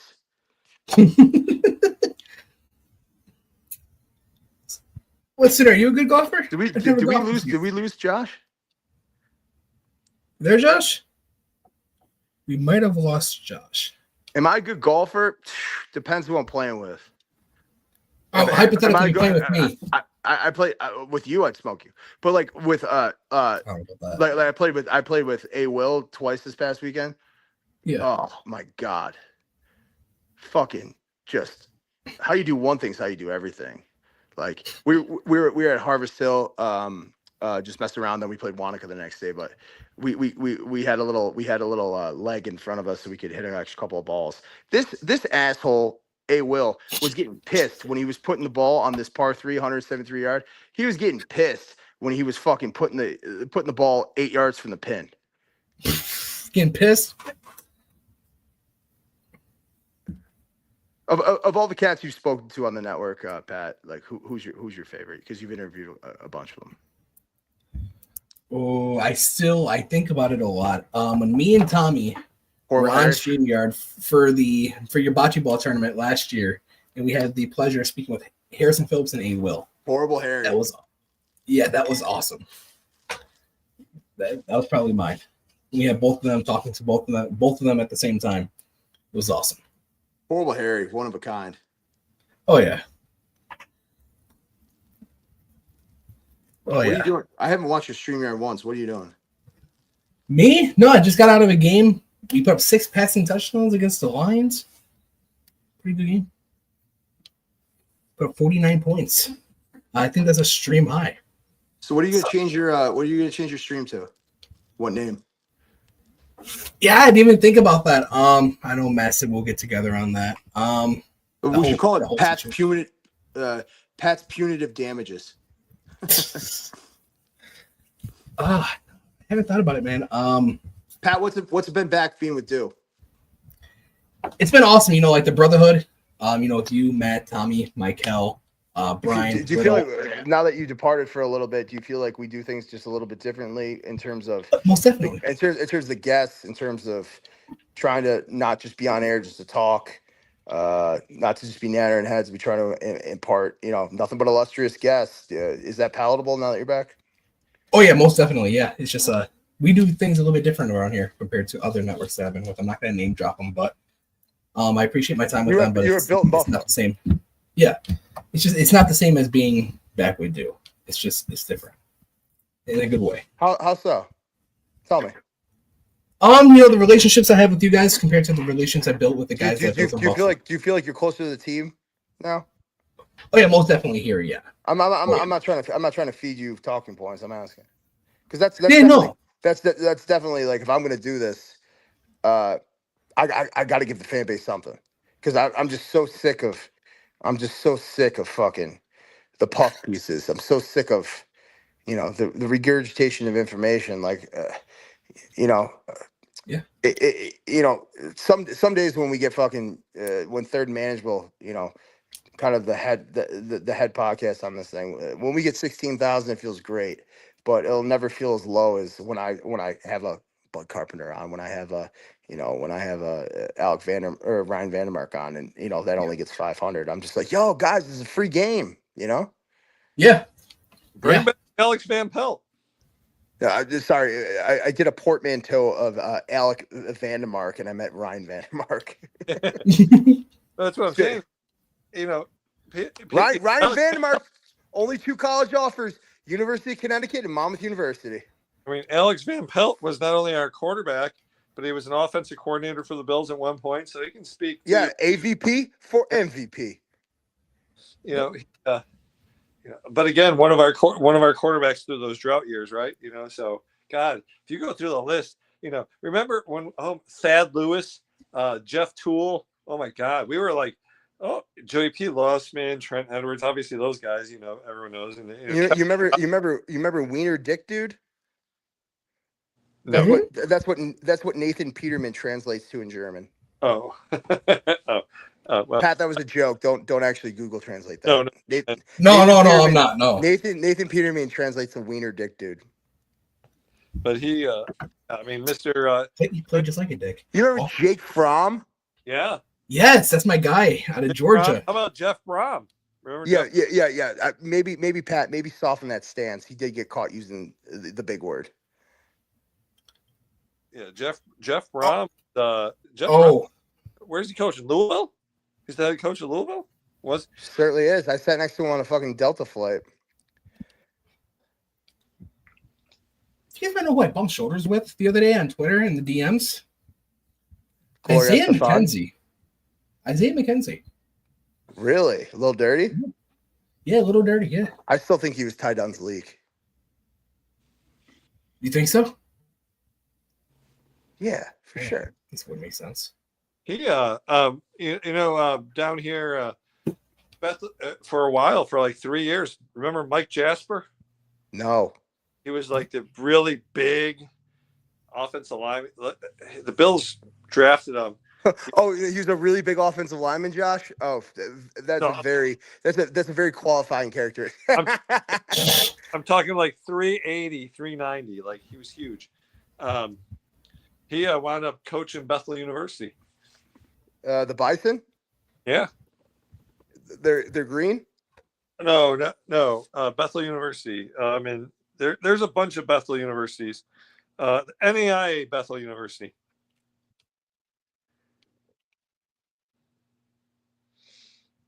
But he was the head coach at Bethel University for a couple of years.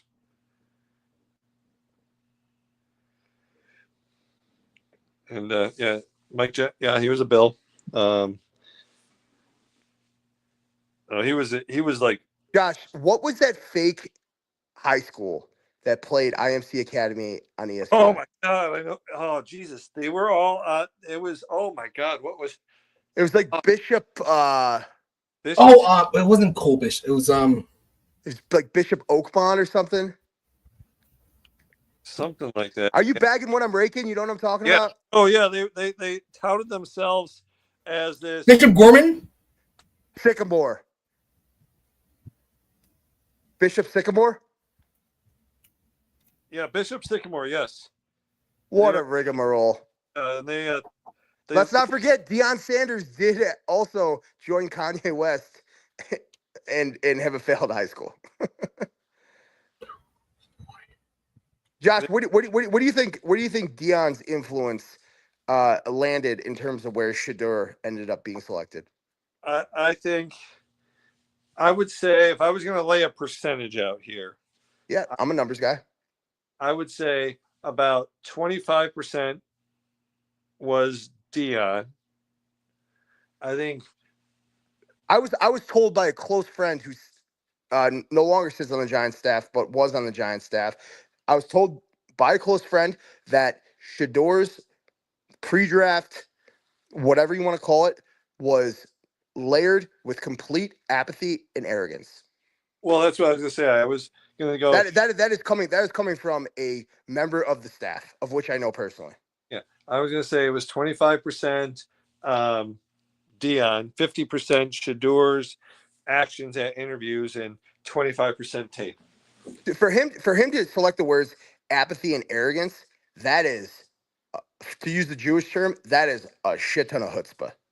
Yeah, well, I mean, there was rumors that there were rumors. These aren't rumors. This is horse's mouth. Well, but what I was going to say is there was rumors that he kept his AirPods in during the interviews and was listening to music during the interviews. Now, whether that's true or not, I don't know. I cannot touch on that. I can only report on that. But to staunchly categorize the primitive words apathy and arrogance, holy hamburgers. I mean, you're looking at a guy like how did his number get retired before like Rashid? Yeah, some of the other greats. Yeah. Like Rashid Salim, who back in the day basically led the Colorado Buffaloes to like the promised land. When it was Cordell Stewart and Rashid Salim, and like you know how punchy that comment is. Cordell Stewart wore number 10. And I know that, and that jersey's not retired. So, Patty, what do you got for us? Yeah, no, I think we're pretty set here for the night. We will be back next Friday. Josh, I want to thank you as always for coming on. I greatly appreciate it. No It's always great listening to you talk. Dude, Just your knowledge, sharing your knowledge. Yeah, just always sharing your knowledge. I really appreciate that. Good to be seen. Good to be seen, Josh. Go Bills. Go Bills.